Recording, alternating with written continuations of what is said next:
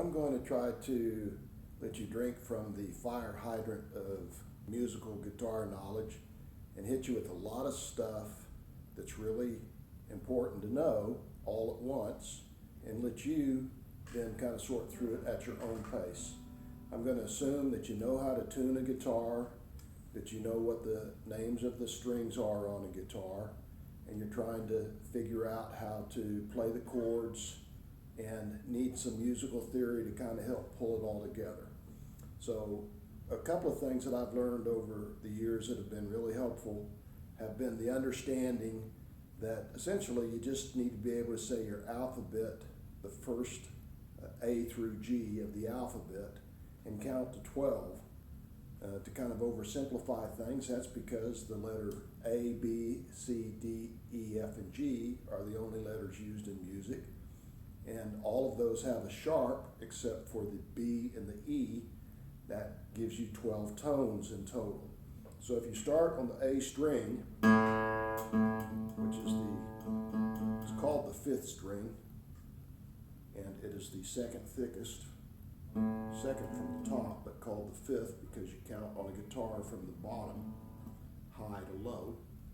The A string then, A, I'm going to pick them one at a time using just my index finger so you can see I'm going to go all the way up the neck. A, B, there is no B sharp, so it's A sharp. Here we go. A sharp, B, C, C sharp, D, D sharp, E. There is no E sharp, so the next one will be F, F sharp, G, G sharp, A. There's 12 tones. 1, 2, 3, 4, 5, 6, 7, 8, 9, 10, 11, 12. The last one being the A again. So you've got a complete octave. Those are the 12 tones on a guitar, and using just 7 letters, sharps on everything except for the B and the E. You need to be able to do that over and over again, because any time that you find a string on a guitar where you know the note, how about this spot right here? I'm playing a C. So what would the next note up be? C sharp. What would the next one be? D. D sharp. E. What's the next one? The next one is F, because there is no E sharp. F sharp, G, G sharp, A. What about these notes past the double dot? They keep going. A sharp, B, there is no B sharp, so this is a C. And I've gone to complete octave. So that's a crash course in finding notes all over the guitar. The next place where counting comes in handy is the major scale. So the major scale is what you remember from The Sound of Music as do, re, mi. Do, re, mi, fa, sol, la, ti, do. The last one is the octave again. Both do's are the same note. Going to start on the A again. This time holding the string down. There's my A. I'm going to do the do, re, mi scale. Do, re, mi, fa, sol, la, ti, do. Now that sounds better than just counting up every single note.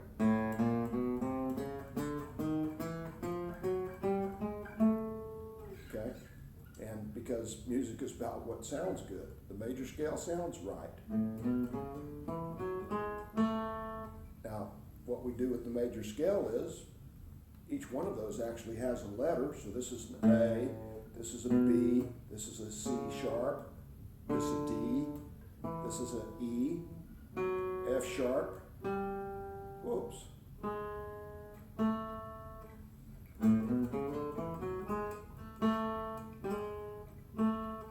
So each tone of the major scale has a letter as well, but in music, sometimes it's easier to number these because it will help us later decide what sounds good in a song. So we're going to count them instead of letter them. 1, 2, 3, 4, 5, 6, 7, 8. So these, when we say do, re, mi, fa, sol, la, ti, do, A, B, C sharp, D, E, F sharp, G sharp, A. We can give them the letter, but if we'll give them a number, 1, 2, 3, 4, 5, 6, 7, 8, very helpful later, because we're going to say when we play a song, we're going to play a song that uses the 1, the 4, and the 5. So let's move that down from the A, just down. This is the G. You can go backwards on this counting too. This is an A, this is a G. This is an F, F sharp, G, G sharp, A. One of the reasons it's nice to know those 12 tones and how to count them. Starting at the G, let's do that do, re, mi sound. Do, re, mi, fa, sol, la, ti, do. 1, 2, 3, 4, 5, 6, 7, 8. 1, 2, 3, 4, 5. So I'm going to play the 1, the 4, and the 5. And those are going to be the tones that I play to make up a great song. So what are those letter tones anyway? That's my G, G, A, B, C, D.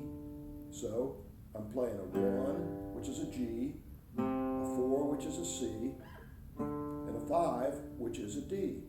So that's what tells me what chords go together on a song.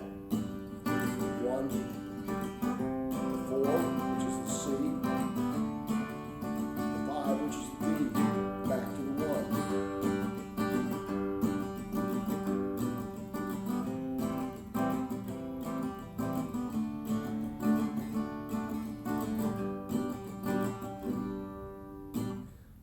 So a lot of music is made up that way, using this counting. As a matter of fact, what notes form a chord, form a major chord? The notes of a major chord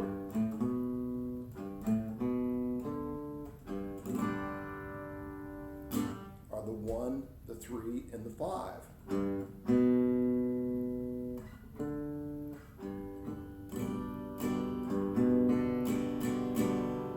So a G chord is actually made up of the 1, the 3, and the 5 tone of the G major scale.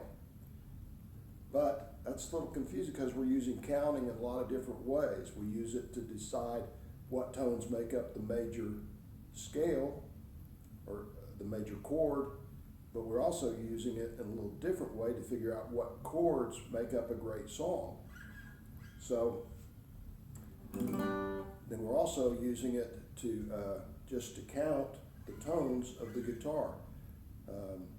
So they are all relevant and used just a little differently, but all are things that you need to understand about playing the guitar. So here's another simple little song just using the 1 and the 5 of the G major scale. 1, 2, 3, 4, 5, 6, 7, 8. Okay, so what is the 1 of a G? Well, that's the root. Called the root is the 1. The 1 is the root is the 1. So which is the 5? 1, 2, 3, 4, 5. It's going to be that tone. What note is that? Let's see. A sharp, B, C, C sharp, D. That's a D. So I'm going to use the 1 and the 5. 1, 5.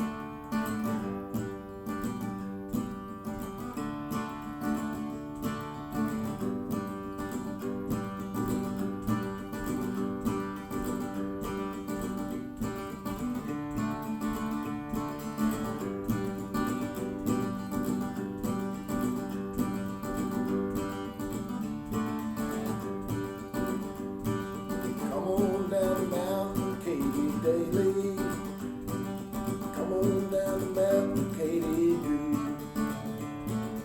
Can't you hear me calling, Katy Daly? Want to drink your good old Mountain Dew. So why is that numbering, useful and important? Well, that evolved into something called the Nashville numbering system. So that meant that if you were playing something in the key of G, where G is the root, you thought, that's making me sing too low. What if I move that up to an A, and I want to play it in the key A? Well, then what would be my 1 and a 5. Well, if I do the do, re, mi scale, 1, 2, 3, 4, 5, the 5 is now an E. How would I know that's an E? Well, let's see, let's count. A sharp, B, C, C sharp, D, D sharp, E. Okay, that's an E note. So now, I'm going to play an A chord and an E chord, and I'll play the exact same song. It will sound almost exactly the same, but it will be just a little higher pitched. Come on down the mountain, Katy baby. Come on down the mountain, Katy do. Can't you hear me calling, Katy baby? Want to drink your good old Mountain Dew? That makes my singing a little better, I think, a little higher there. But let's say I don't want to have to learn every chord shape on the guitar, and many guitar players, will learn really just what it is like to play in a G and a D and a C. These are called forms or shapes. So instead of having to learn this A and this E as well, and you may want to learn those anyway, but you learn certain licks and certain techniques that are almost easier to always do in this 1G form, which is here. So what if you use a capo? So you take your capo, and if you think about, well, if this is a G, and I just start moving that form or shape up the neck one step at a time, the same thing is going to happen as though as while we're counting these tones when I was on the A string. A sharp, B, C, C sharp, B. What if I went here, this is my G, then I've moved that up, that's a G sharp, that's an A sharp, B. I could do that all the way up the neck and play until I get up here, I'm playing a G again. To make it sound right though, I need to add a capo, because there's some strings that aren't getting held down. So I'm gonna, if I want to go up, G sharp A, and stay in the same form, I just put my capo on the second fret. Now I'm playing an A in the G form, or G chord shape. Come on up the mountain, Katy baby.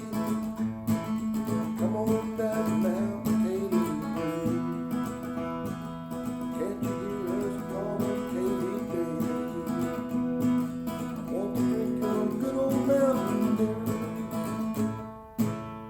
Now, one of the things that's really great about this is that means if I just learn this G, C, and D shapes, which I'm sure you've been working on, because those are the basic chords of guitar, now I can play these songs in several different keys. I could play it almost in every key that's available on the guitar. I just played in A. What if I wanted to play a little higher? A sharp. The bluegrassers really like to play in this B. They love B. Come on down the mountain, Katy baby. Come on down the mountain, Katy do. Can't you hear us calling, Katy baby? Want to drink your good old Mountain Dew? Well, I can see why. That's a fun key to sing in. But a lot of people like C. Up one more fret becomes a C. C sharp, D, up 2 frets. Now I'm playing in D. Come on down the mountain, Katy baby, pretty high. Come on down the mountain, Katy. Can't you hear me calling, Katy daily? Want to drink your good old Mountain Dew? So you can actually play the same song in almost every key available, since there's 7 letters, 12 tones. There would be 12 keys then. You're not going to typically play in all those. There will be several keys that will be common: A, G, C, B, D, E. Those are your common keys. people work in, because it gets more complex if you play in all those others. So starting again, you can play it in A, you can play it in B, C, G, D. And after a while, it gets a little unrealistic to move that capo further and further up the neck. So that's kind of a crash course in the letters, the counting, using the capo, and getting it into different keys. And so if you focus on the three main chords, forms, G, C, and D, and you use a capo, that will take you a long, long ways. And there is a little song that uses all three of those chords. It's a lot of fun to do. A little bluegrass song called When You Go Walking. When you go walking after midnight, over on the side of town, down in the street, many lost souls will be, but lives are broken like mine. As I went through that, I felt like it was a little low for me to sing, so if I add the capo, I'm moving it from the key of G to the key of A, G, G sharp, A, G, G sharp, A, so I'm 2 frets up. I'm on the... When you go walking after midnight, over on the side of town, walk down in the street, and then lost souls to me, whose lives are broken like mine. When you go walking after midnight, over on the side of town, walk down in the street, and lost souls to me, whose lives are broken like mine. So, sorry for the kind of the unprofessionalness of the video, but I just wanted to get this out there in one take, these ideas and these things, and as you're messing around with it, you're occasionally going to misfret something, and I did a little bit of that. That's okay. That's part of learning. You'll hear it when it's wrong. You go back and rethink about it, and take this music theory and see if you can get your mind around it. And whether you use a pick or finger pick, it's all about the same. If you do decide to use a finger pick, pay some attention to getting good grip on your pick initially, and that will save you a lot of trouble in the long run. So good luck with your guitar playing. Hope this has been some help to you.